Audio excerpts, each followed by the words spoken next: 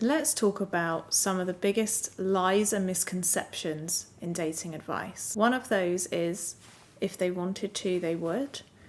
And the other is that they will act right and change for the right person. These are sentences that people say without thinking, and they sound good, but they're ruining dating. What it's saying is that the problem is with the other person. You, the viewer, have no impact on your dating life. What is sitting underneath those statements is that you're not good enough.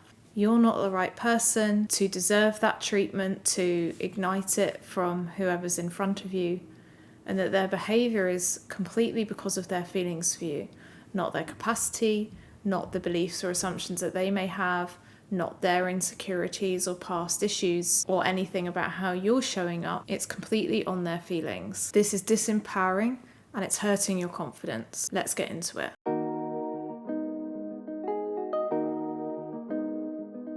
Welcome to the YouTube channel for Catch. My name is Sam and I am the founder here at Catch. Unshakable confidence is the key to getting everything that you want out of life, from working with 15,000 of the top leaders globally. So on this channel, we help you to build that unshakable confidence and become the most unstoppable version of you. If you want to work with us in any way, all of that information is in the description box below. We offer one-on-one coaching sessions, email coaching, and we also have 2 digital workbooks to build your confidence at home. Statements like, if they wanted to, they would, and that they would change for the right person, play into this belief that that one person is going to become an escape hatch. It will solve any insecurities that they have, any loneliness that they have, any self-doubt, and that person will show up perfect and it will feel like a fairy tale or a romance movie. But reality is, love doesn't change you. A good relationship, although it may be easy to get on with the other person, it is a growth experience. Sometimes being in relationship, whether that's a romantic relationship, friends, family, it is a catalyst for growth. It unearths your biggest insecurities, your fears. It forces you to interact with people who might know how to push your buttons.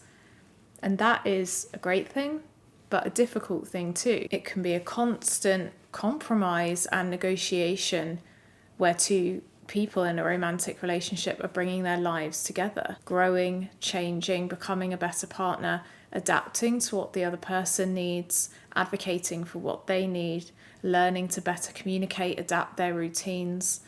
There's a lot that's beautiful in relationships, but there are challenges and growth as well. It's tempting to believe the fairy tale that when you meet the right person, everything will be great and they will also treat you exactly how you always dreamed without having to communicate or how you contribute to that dynamic. And although that's a beautiful story, the real growth and the real relationship starts when that other person makes a callous comment and hurts you. How do you communicate that and repair? How do you communicate when you disagree on something or when you have to say no to the other person?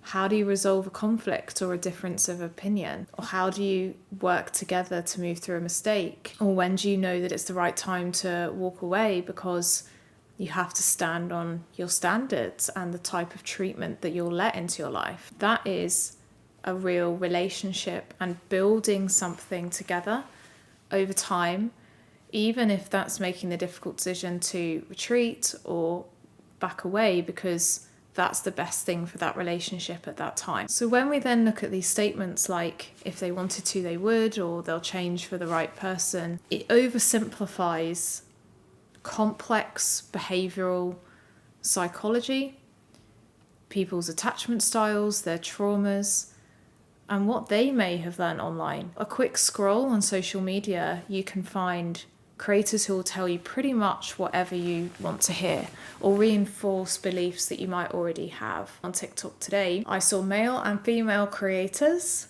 both saying, you should be with someone who wants you more than you want them. You should be with someone who wants to progress physical intimacy extremely quickly because they should just be that attracted to you that they can't help but cross their own boundaries for you. Or on the flip side, you'll see someone saying people need to spend hundreds of pounds, hundreds of dollars before you can let your guard down, that you should be waiting for several months before progressing physical intimacy. There's as many creators saying that you should play hard to get and ignore people and test them, ignore a text and see if they follow up to test how much they really like you. There is an endless amount of conflicting dating advice that people are taking in. We were also told about an article recently that Gen Z are obsessed with attachment styles. Now, this was a think piece, so I can't talk to the accuracy of that, but because dating is now so online and people are meeting through dating apps, using online dating advice, pick-up lines, etc., some are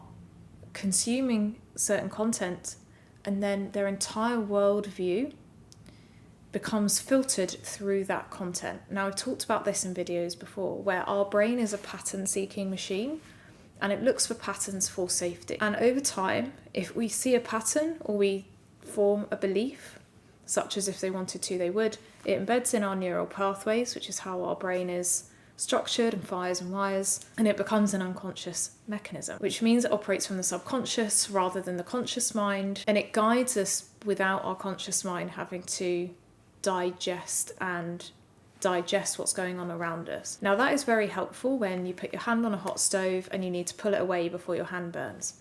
It's less helpful when you're dating and you've decided that they wanted to, they would, and therefore if they haven't texted back in 24 hours, they must hate you, they must be completely disinterested, they're playing a game, and so look, you've got to block them. And this is what's happening in modern dating.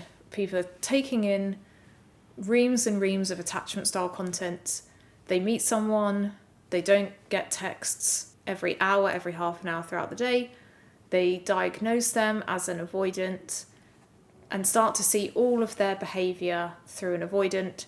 They maybe self-diagnose as an anxious attachment style and they think, oh, I'm too needy, I cannot chase this person, I have to accept their lack of communication because they're avoidant, or I'm going to over communicate with them about their avoidant attachment style and how displeased I am with the amount of communication, therapize it all, and that's before it's even got off the ground and we've gone on a few dates and created any sort of connection. This also happens for those statements of if they wanted to they would, or someone will change for the right person. What we're doing is we will come up with a set of behaviours that we expect to see from someone who wanted to and was ready to change and that we were the one for them.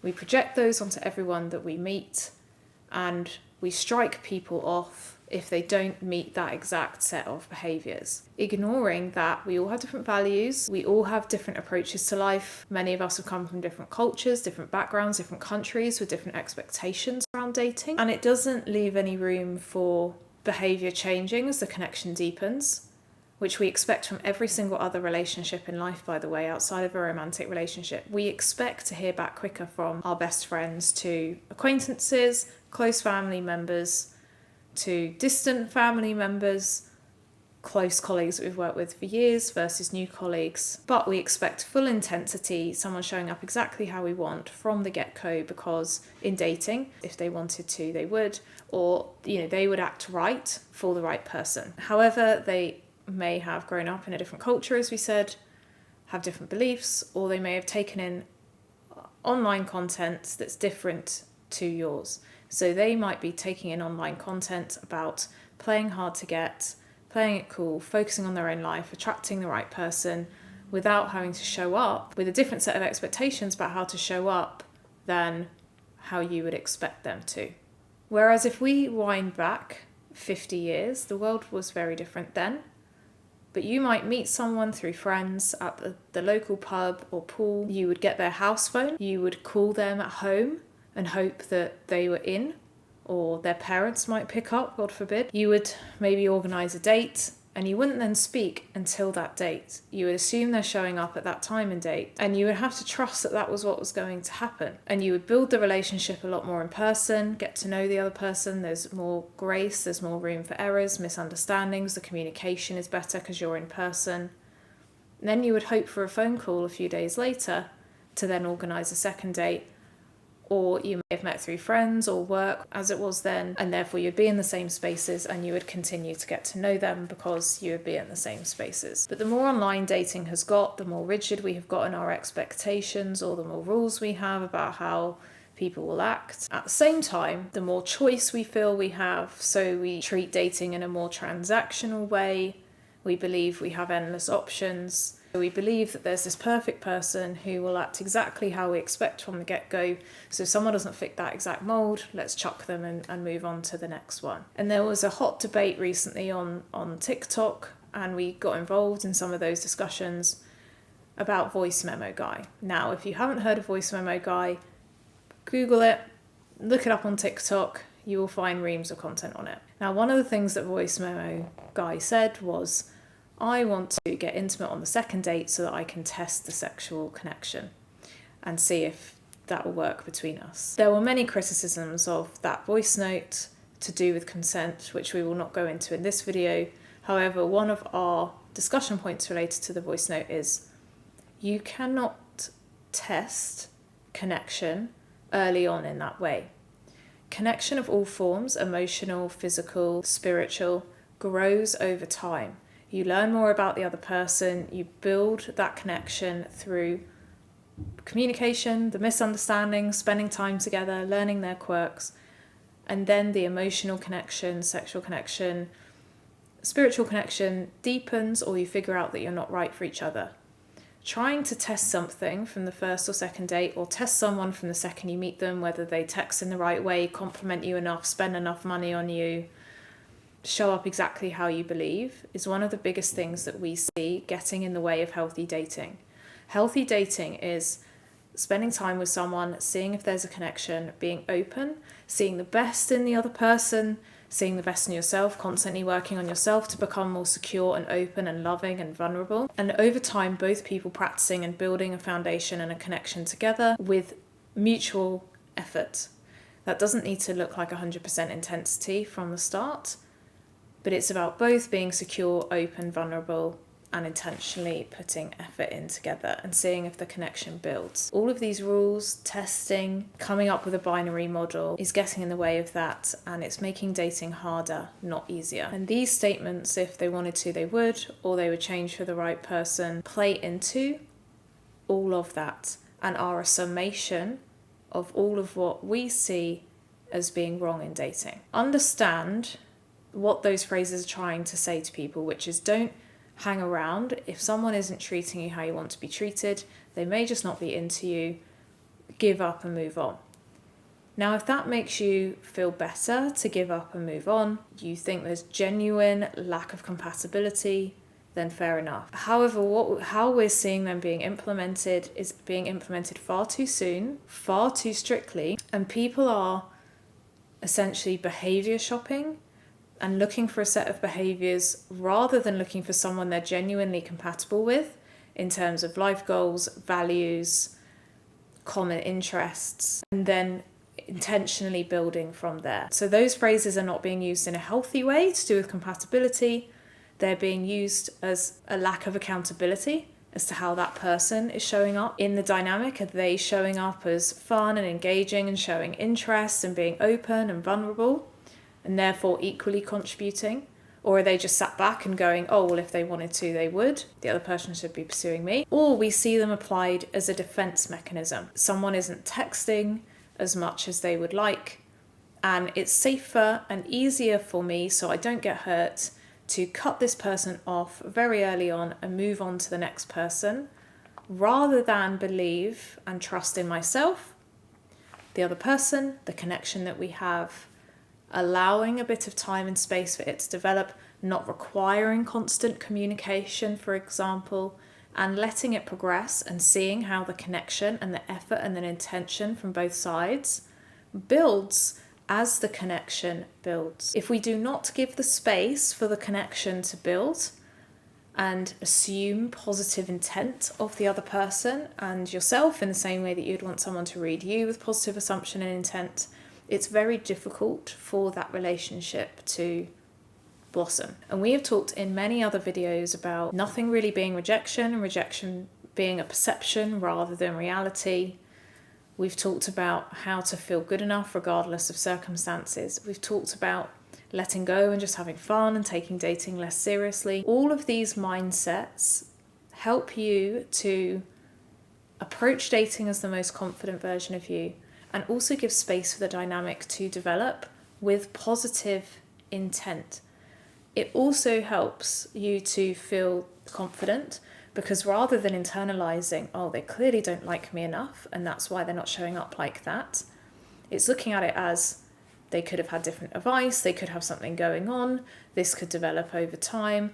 I'm going to keep my options open and still put myself first, or I'm going to decide to, commit to this one person without putting pressure on and let it develop, whatever your own values are. But seeing the best in others and being open to people surprising you, and just because you don't hear back from a text in 12 hours doesn't mean that it cannot work out how you want. We also did another video on multiple couples who we have worked with, or I know personally, who were in a situationship for 18 months and now they're together, own multiple homes together and have children, or couples who were together, broke up, got back together 8 or 10 years later, and they both were always thinking about each other during that time, or people that were together casually, broke up, got back with their exes, broke up with their exes again and got together and are now married with several children. So the world can always surprise you. Looking at someone and saying if they wanted to they would, or they would change for the right person, is more often than not a defense mechanism, and not being open to or believing that you can get what you want, and it just may not look exactly how you expected it to play out. The other underpinning narrative below they would change for the right person, I would say this is applied to men more than it is to women. And there's this belief that you can inspire someone to completely change and be the best version of themselves. Can we all contribute to dynamics? Of course we can. Having high standards, communicating what it is that we love to experience in a relationship, showing appreciation, being positive, being happy to be around, having a full cup and a fun life, being open and vulnerable, and being clear when we do and don't like something, having strong boundaries and having respect for yourself can inspire someone to step up or show the best version of themselves, because they're being held to a high standard, so they may respect you for that. However, there are many who are immature, don't have the life experience, believe that because you're already dating or in a relationship, they don't need to make that much effort. They may have their own things going on which affect their capacity. You might show up as the most perfect version of you. You might be the right person. It doesn't make the other person ready and capable to show up exactly how you want. Are there several examples where someone has changed and shown up differently over time? Yes.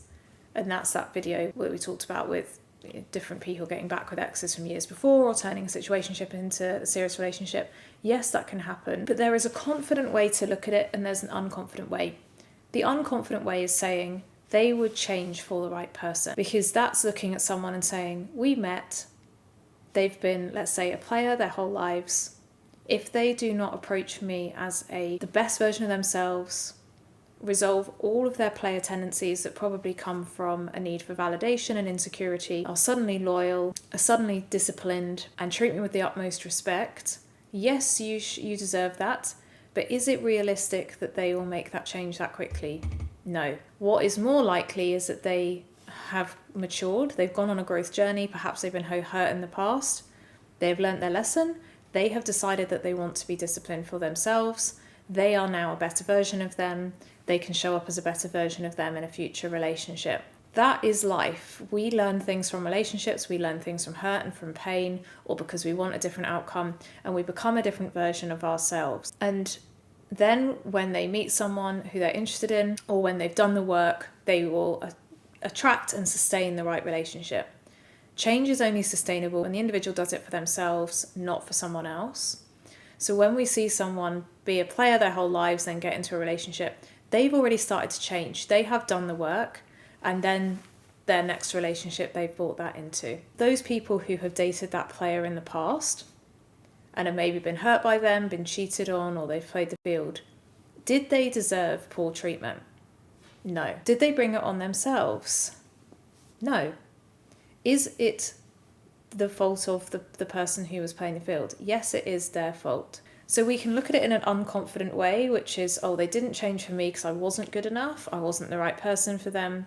Or we can look at it in a confident way, which is, I've met this person, it wasn't the right time in their life, they're not treating me how I desire, I am not going to accept this level of treatment, I am going to move on, give them space to change and evolve. Perhaps in the future we will reconnect. If not, it is nothing to do with me. It is entirely to do with their capacity. I believe that we have a connection, so I will give them the space to grow.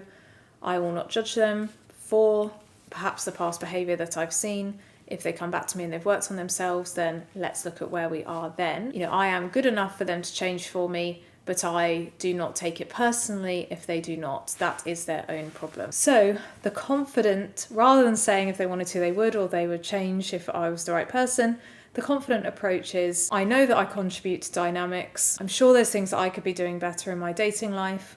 Perhaps I could show up more warmly, have stronger boundaries, higher standards, be more appreciative, see the best in that other person. Am I seeing the best for them? Am I giving them the space to show up for me? Let's be open, see if they surprise me, assume the best in them.